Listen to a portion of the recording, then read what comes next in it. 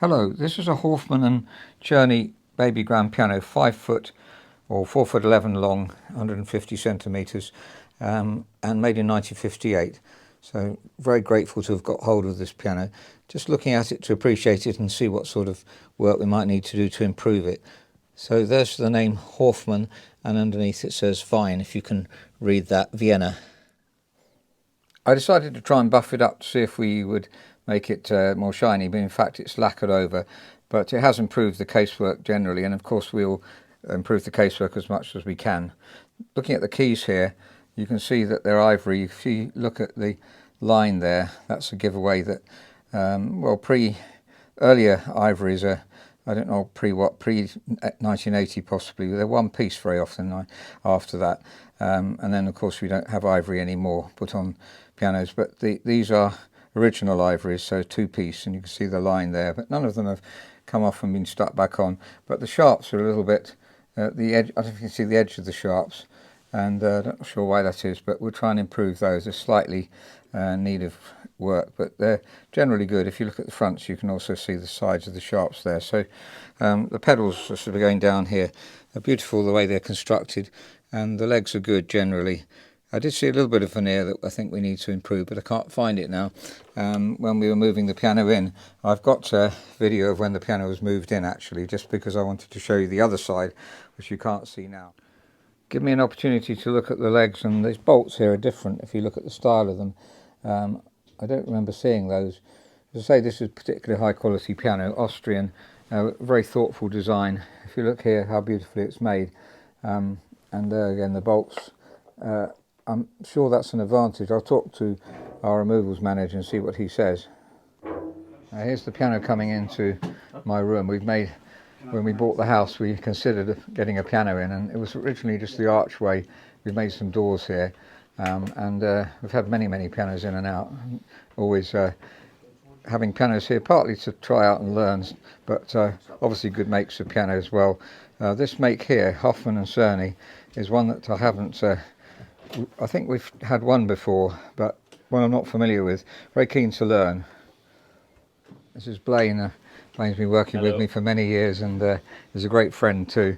And Josh has been working with Blaine for quite a few years too. I got the opportunity to look at the soundboard as well, which looks in perfect condition. Just get a close-up of that beautifully close grain. So really looking forward to trying this piano out. So there's the style of the bolts here. Let's think about that, whether that's an advantage. Obviously you can put something through it. I'm a bit of a novice when it comes to piano moving, but you can put something through it there, which maybe is better than having to get out a spanner. It's more helpful. So these can be tightened up with a screwdriver, which gives extra leverage. I suppose you've got to be a bit careful not to overdo it and make them too tight, or rather damage it. But Blaine says there aren't many pianos with this design, and it's worth thinking about really. I hadn't noticed it on any piano before. So now getting the piano down on 2 legs and lifting up the other side. There's various possibilities of moving pianos, but I think most piano movers do it this way. So now I'm going to lift up using a jack, as you can see there. I'm going to lift up that side. I'm going to be feeling guilty not helping here, but they're quite used to doing it on their own really. There we go, down on the jack, and then we can put the leg on and the pedal lyre. Now see here that the rail is missing. This is a stock rail, so that when you move the piano the keys don't come up. Blüthner pianos don't have them at all, the older Blüthners, and sometimes the keys do come up like this, and it's quite hard work getting them down, but we can do that. Now, before the piano goes into place, I just wanted to video this side round here. There's a walnut, beautiful walnut, bright walnut colour, and around this side I just wanted to see what the condition of it was, and there's no fading, so it's pretty much immaculate actually, and it feels good. So our polisher is going to obviously make good anything that needs making good. I think most of the sort of small things are able to be disguised pretty well. Look inside the piano here. Actually that knob is sticking out. I don't know whether there should be a piece of felt there. Very often there is a felt here. It's obviously right the other side. That's cosmetic obviously, and the piano's in perfect condition on the inside. Looked at the soundboard underneath when the piano's been moved in. There's one string here, it isn't replaced, so I think what may have happened there, because it's exactly the same length as the others and tone. It may have been slightly turned. Maybe they thought there was a very slight noise on that string. Sometimes with the winding, if you turn this again, you get the winding tightens up, and that will match the tone in a bit better. There's the Hofmann Czerny badge, 1958. Apparently in 1963 is when the factory closed, but we'll have a look at some serial numbers in the book at the moment. There's the number there. That's a nice picture of the factory there, by the way.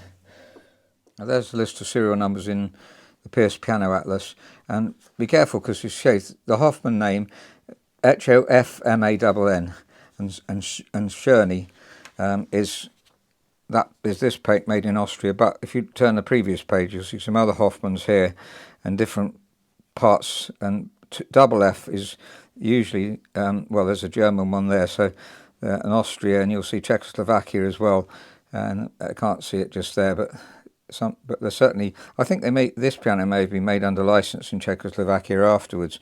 If you're familiar and know more than I do, please do comment. Thanks. The piano is beautifully constructed, and as you expect a piano made in Vienna to be, very similar to Bosendorfer in many aspects, but not so well known. So obviously Bosendorfer is a very well known piano used on the concert stage, but really this shares lots of characteristics with it. I suppose some of the workers would move from factory to factory, and so there's a lot of similarities, as we'll look at one of them in a second. So it's a Renner Action, and we've mentioned many times before, the top action maker, now owned by Steinway. When removing the action, I notice it's really close to the top rail here, and so fortunately, as in Blüthner pianos, very similar, you can take the top rail off. I'll just show you the screw behind. So undoing those screws, the top rail comes off.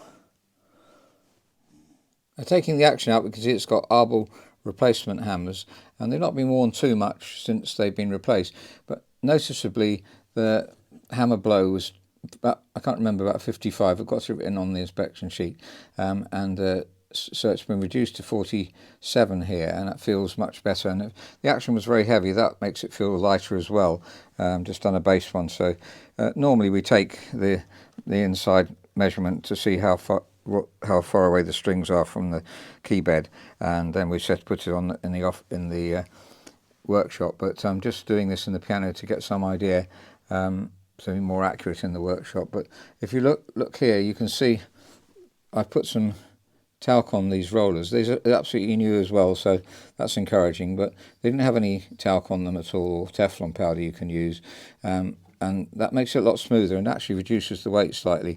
There's not so much need for lubrication here, but we will lubricate, and that will reduce the weight very slightly as well. So we want to bring it down.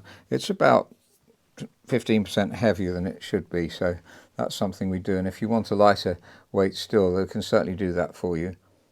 Once we've lubricated, then we'll just check the weight of the keys, and there's no weights in these keys. You put weights in the front. There are some with weights. There's a sharp there with a weight in it, but there's plenty of scope to add more weight if you want a lighter action.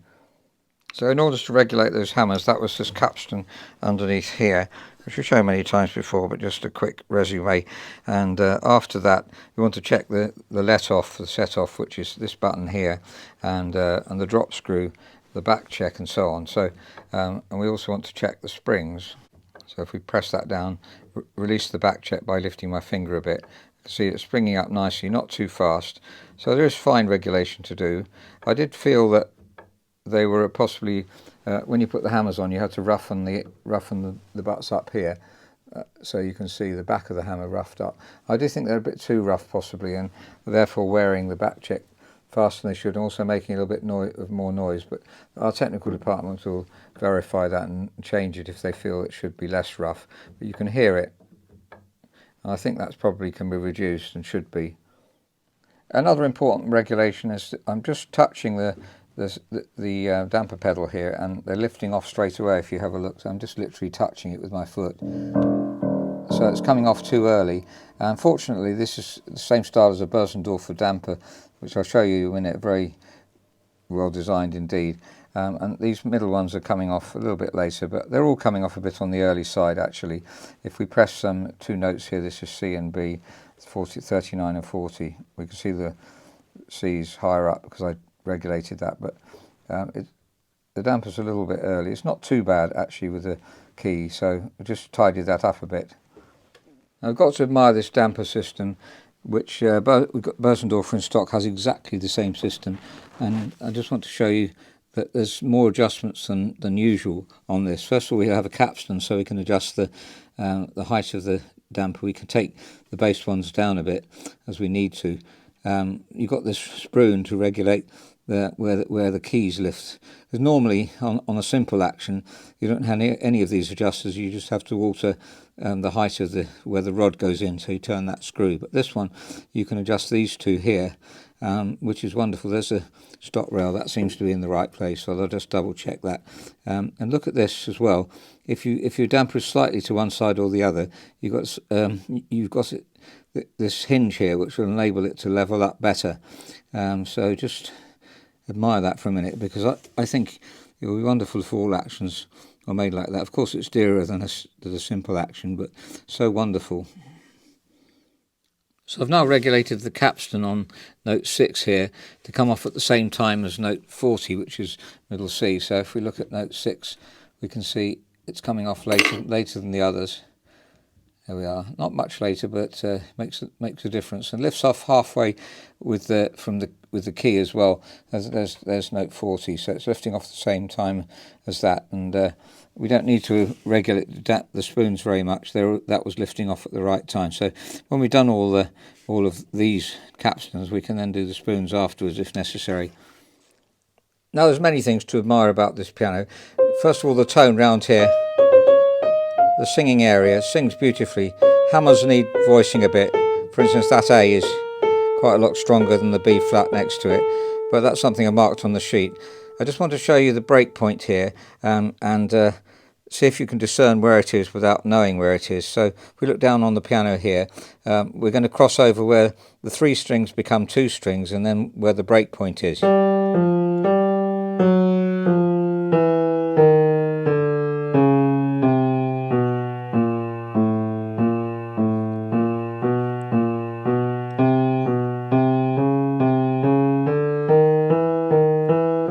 Maybe you can tell. Let's have a look.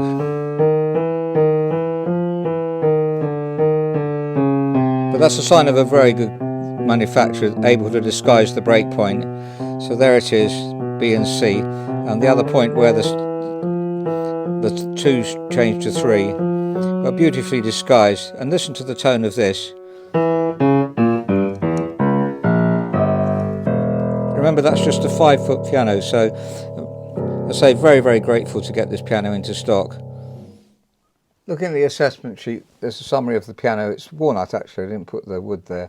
Walnut finish, I believe. And good ivories. They need buffing. I forgot to mention that. They're a bit dull, and so they'll attract dirt. So it's a fine, small grand piano made in Austria, similar to Bosendorfer in construction. New arbel hammers, and needs quite a bit of regulation, though, to make it play well. So looking at the things we're mainly having to do, regulate dampers, what's important, many things that some are small, some are big, that we need to do to try and improve the piano. And last of all, the weighting is a little bit on the heavy side, so we could obviously customize it for you. Middle C, we did put talc lubricant on, and it's reduced it slightly, at least maybe not quite as much as I've written there. It's very hard to get those figures exactly right, but certainly if you'd like the piano customized to how you like the feel of the piano, then that's something we'll try to do.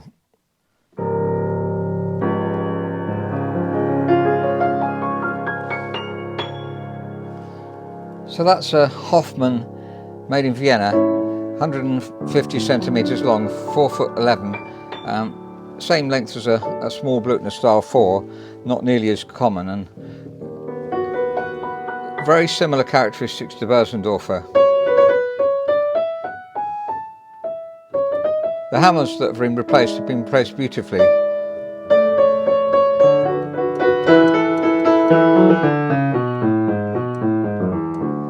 The tenor area is superb.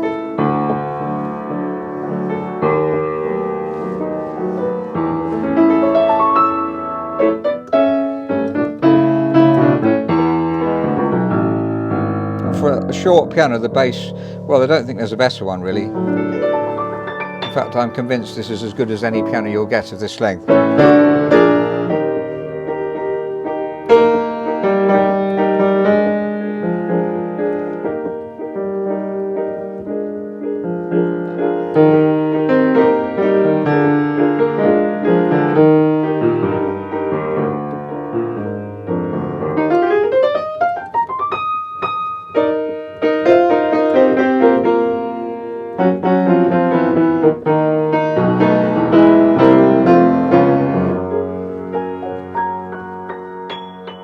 If you're interested in the piano, would like to try it out, you can always rent it to start with, and we do schemes of rental as mentioned before. Just look at our website and you'll see the rental page. And then all the rental you pay comes off the purchase price.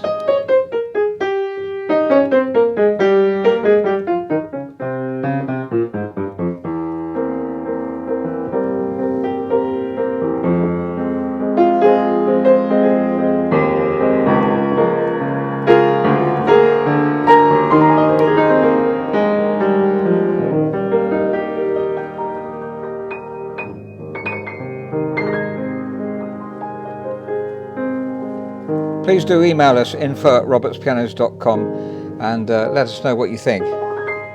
If you've got any comments, and if you know anything about this make that I don't know, then please do put it down. One of the reasons for making videos, obviously it's helping for you to know what the piano's like, but it's also wonderful to learn, I've found.